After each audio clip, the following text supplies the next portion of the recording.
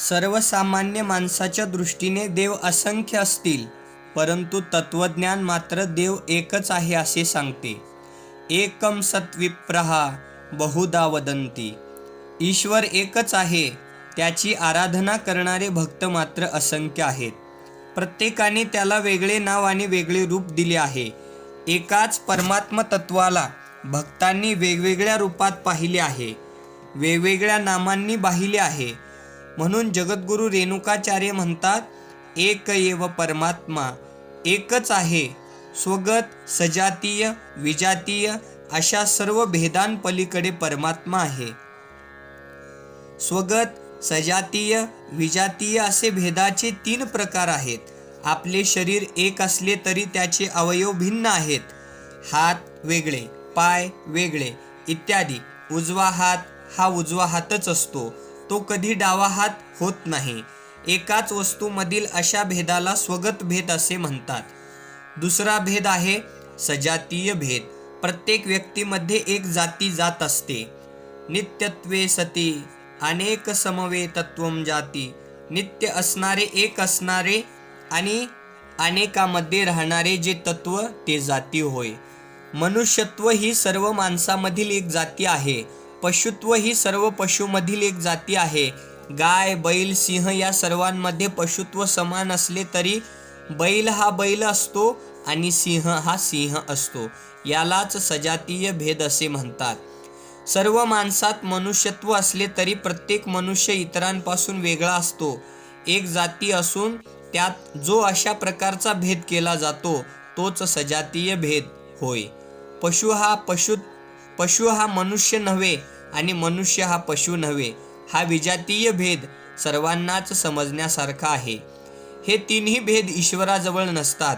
ईश्वराला अवयव नसल्यामुळे आणि तो निर्गुण निराकार असल्यामुळे त्याला स्वगत भेद नाही. आकाशाकडे पहा. आकाश म्हणजे प्रचंड विश्वपोकळी. त्याला अवयव नाहीत, डोके नाही, पाय नाही, त्याला कुठलाही आकार नाही. घरात जे घरासारखे दिसते, घटात ते घटासारखे भासते. आकाश ईश्वरापासून निर्माण झाले, म्हणजेच ईश्वर हा आकाशाचा पिता होय. आकाशाकडे पाहून त्याच्या पित्याच्या स्वरूपाची कल्पना करता येते. अवयव नसल्यामुळे जशा आकाशाला स्वगत भेद नाही, तसाच परमेश्वरालाही स्वगत भेद नाही. ईश्वरासारखा दुसरा ईश्वर नसल्यामुळे त्याला सजातीय भेद नाही. ईश्वरापेक्षा वेगळे असे दुसरे तत्व नसल्यामुळे त्याला विजातीय भेद देखील नाही. स्वगत, सजातीय, विजातीय भेदरहित असा परमात्मा एकच आहे असा अर्थ एक एव या 2 शब्दात ध्वनित झाला आहे.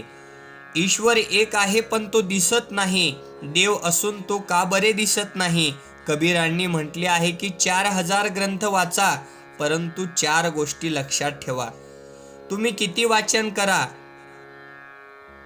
तुम्हाला त्याचा विसरच पडेल. अगदी बालपणी तुम्हाला काही देखील येत नव्हते, एक अक्षर लिहिता येत नव्हते. हीच अवस्था तुमच्या नशिबी म्हातारपणी येणार आहे. तुम्ही सारे काही विसरून जाल. हे जाणून कबीर म्हणतात, 4000 ग्रंथ वाचा, पण 4 गोष्टी लक्षात ठेवा. या 4 गोष्टीतही 2 गोष्टी लक्षात ठेवा आणि 2 विसरा, असे ते सांगतात. उपकार विसरा, तुम्ही केलेले दानधर्म विसरा. विसरलेले नाही तर प्रतिफलाची अपेक्षा आपण करू लागतो. लग्नात तुम्ही आहेर करता तो कसा करता? ज्याला आहेर करायचा आहे त्याने यापूर्वी आपल्याला किती आहेर केला याचा हिशोब करून तेवढाच आहेर तुम्ही करता. त्याने जेवढे दिले तेवढी परतफेड करून भरपेट जेवण करून तुम्ही परत येता. ज्या गोष्टी विसरा असे संत सांगतात त्या गोष्टी तुम्ही विसरत तर नाहीच, उलट विसरून जातील म्हणून कागदावर लिहून काढता. दुसरी गोष्ट विसरायची तर दुसऱ्याने केलेला अपमान विसरायचा. ही गोष्ट जर तुम्ही विसरला नाही तर त्याचा सूड कसा घ्यायचा याचाच तुम्ही सतत विचार करत राहाल. आपण केलेला उपकार आणि या दुसऱ्यांनी केलेला अपकार या 2 गोष्टी जर आपण विसरलो नाही तर आपले मन अशांत होते. म्हणून त्या विसरल्या पाहिजेत. यापुढे 2 गोष्टी लक्षात ठेवण्याच्या गोष्टी कबीरांनी सांगितल्या आहेत. त्यापैकी पहिले म्हणजे मृत्यू. मृत्यूचा विसर कधी पडू नये. एक ना एक दिवस आपण त्याच्या तावडीत सापडणार आहोत. आपल्या डोक्यावर मृत्यू दबाव धरून बसलेला आहे, ही जाणीव ठेवून आपण वागले पाहिजे. तुम्ही तर हे लक्षातच ठेवत नाही. मरणाची आठवण देखील तुम्ही काढत नाही. लक्षात ठेवावी अशी चौथी गोष्ट म्हणजे ईश्वर. ईश्वराला कधीच विसरू नये. देव आहे असे आपण मानतो, परंतु तो आपल्याला दिसत नाही. देव दिसत नाही याचे एकच कारण आहे की तो माया शक्ती विशिष्ट आहे. देव आणि आपण यांच्यामध्ये माया उभी असते. दिसणारा हा सर्व प्रपंच हीच देवाची माया आहे. आपण मायेच्याच इतके प्रेमात पडलो आहोत की तिच्या मागे उभा असलेला देव आपल्याला दिसत नाही. सर्व जीवांना आपल्या अधीन ठेवणारी माया त्यांना देवांपर्यंत पोहोचू देत नाही. मायेला ओलांडून जाणे अतिशय अवघड आहे. एखादाच धैर्यशील जीव तिला ओलांडून जातो आणि त्याला ईश्वराचा साक्षात्कार होतो. सामान्य जीव माया पाशातच गुरफटून राहतात. देवदर्शनाला जाणारी माणसे सरळ देवापर्यंत पोहोचत नाहीत. देवळात जाऊन देवासमोर शांत बसण्यापेक्षा देवळाबाहेरच्या बाजारातच त्यांचा अधिक वेळ जातो. असा मायेचा प्रभाव आहे. मायेच्या प्रभावाबद्दल एक कथा सांगितली जाते. एका राजाने आपल्या राज्यात दौंडी पिटवली की उद्या सूर्योदयापासून सूर्यास्तापर्यंत म्हणजे सकाळपासून संध्याकाळपर्यंत राजा आपल्या बागेत बसणार आहे. या काळात प्रजेतील कोणत्याही मनुष्याने जर राजापर्यंत पोहोचून राजाला स्पर्श केला तर राजा त्याला आपले राज्यपद देईल. झाले. सर्व प्रजेत आनंदाची लहर पसरली. प्रत्येकजण राजा होण्याची स्वप्न पाहू लागला. राजाला स्पर्श केला की बस, आपण झालो राजा. प्रत्येकाला ही गोष्ट अत्यंत सोपी वाटत होती. त्या रात्री कोणी झोपलेच नाही. ना जाणो आपल्या आधीच कोणी राजाला स्पर्श केला तर आपल्या हातून संधी निघून जाईल. सगळी प्रजा रात्रभर जागी होती. उजाडते कधी याचीच सारे वाट पाहत होते. दुसरा दिवस उगवला. राजबागेबाहेर लोकांच्या रांगा लागल्या. प्रचंड गर्दी उसळली. सूर्योदय होताच त्या विशाल बागेचे फाटक उघडले आणि लोकांचे लोंढे आत शिरले. आत पाहताच तो सर्व प्रकारची दुकान लावलेली होती. खाद्यपेयांची दुकाने, कापडांची दुकाने, खेळण्यांची दुकाने, दागिन्यांची दुकाने असा सर्वत्र माया बाजार भरलेला होता. सकाळची वेळ होती. लोकांना वाटले आधी थोडा नाश्ता करावा. हाताशी पूर्ण दिवस आहे. राजाला काय केव्हाही स्पर्श करता येईल. सगळे हॉटेलात शिरले. नाश्त्यावर आडवा हात मारला. काउंटरवर येऊन बिल विचारले तर दुकान चालक म्हणाला, आज सर्व फुकट. पैसे द्यायचे नाहीत. मग काय, फुकटच म्हटल्यावर लोकांनी पुन्हा नाश्ता केला. सर्व पुढे निघाले तेव्हा कळले की आज या बाजारात सर्व काही फुकट मिळणार आहे. मग मात्र सर्वांना राजाचा विसर पडला. फुकट म्हणल्यावर कोण सोडते. सगळी प्रजा बाजारातच गुंतली. फुकट वस्तू घ्यायच्या, घरी नेऊन ठेवायच्या. फुकट वस्तू घ्यायच्या, घरी नेऊन ठेवायच्या. पुन्हा धावत यायचे. पुन्हा जमेल ते घ्यायचे आणि घराकडे धावत सुटायचे. दिवसभर हाच प्रकार चालू होता. शेवटी सूर्यास्त झाला. राजापर्यंत एकही मनुष्य आला नाही. सूर्यास्तानंतर बाजार बंद झाला. लोक घरोघरी निघून गेले. राजाला फार राग आला. एकही मनुष्य आपल्याकडे आला नाही म्हणजे काय? आपल्या राजपदापेक्षाही लोकांना बाजारातल्या वस्तू अधिक मौल्यवान वाटल्या. याचे त्याला वाईट वाटले. त्याने प्रधानाला बोलावून सांगितले, ज्या लोकांनी बाजारातून फुकट वस्तू नेल्या त्यांच्याकडून उद्या सर्व वस्तू परत घ्या.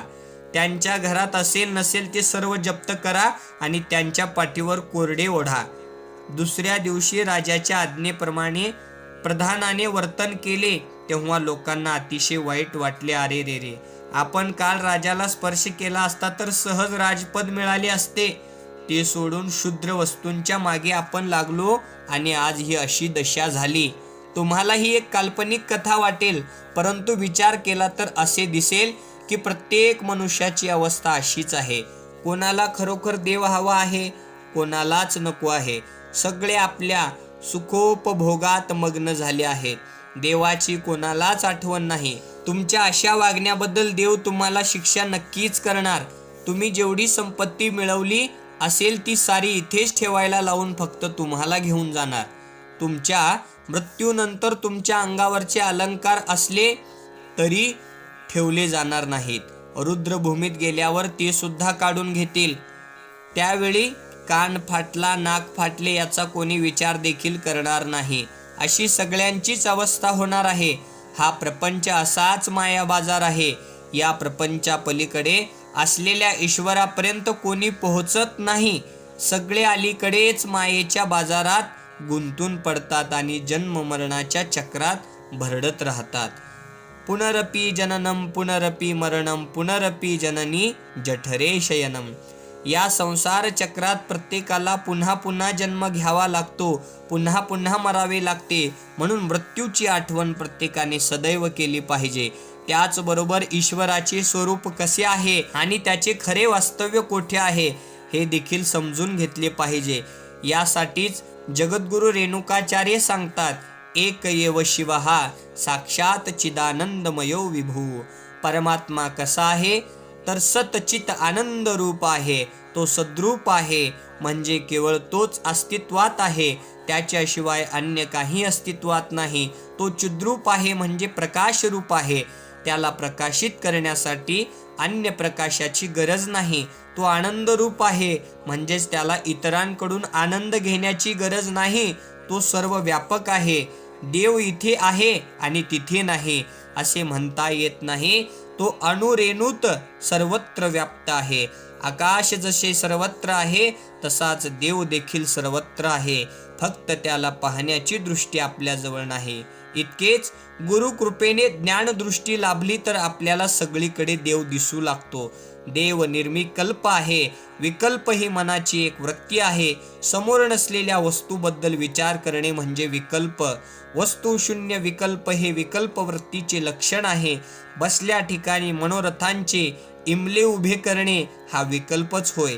मुलगा झालाच नाही परंतु मुलाला डॉक्टर करायचे की वकील या मुद्द्यावर नवरा बायकोने भांडत बसणे हे विकल्प वृत्तीचेच उदाहरण आहे.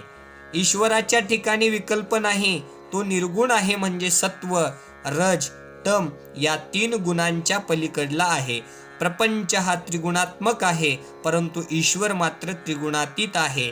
त्याला कोणताही आकार नाही. तो निष्प्रपंच आहे. हा सर्व प्रपंच त्याच्यापासून निर्माण झाला.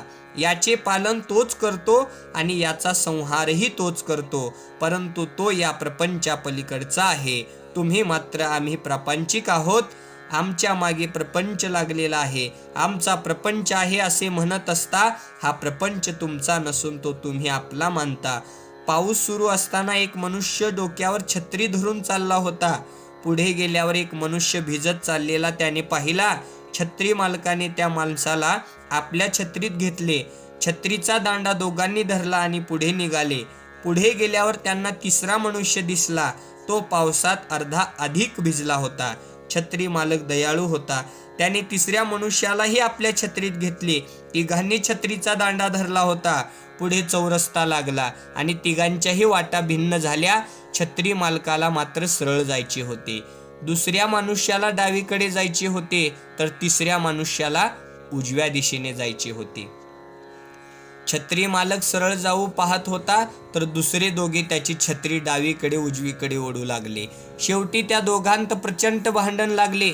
एक म्हणत होता डावीकडे जायचे तर दुसरा म्हणत होता उजवीकडे जायचे.